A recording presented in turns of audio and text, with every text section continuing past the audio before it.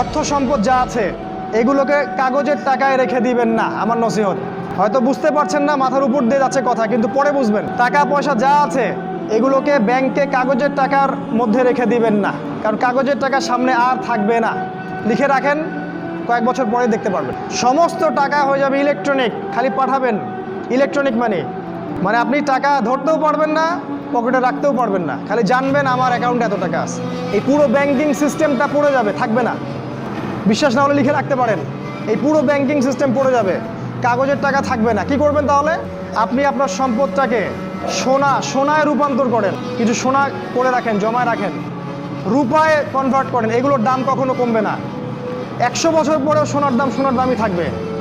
তো 10 বছর পর আপনার 10 লাখ টাকার মান 10 লাখ টাকা থাকবে না, দাম পড়ে যাবে, আপনি সম্পত্তি হারাবেন। এইভাবে তারা সারা বিশ্বকে লুট করছে, এই কাগজের টাকা দিয়ে তারা সারা বিশ্বকে লুট করছে।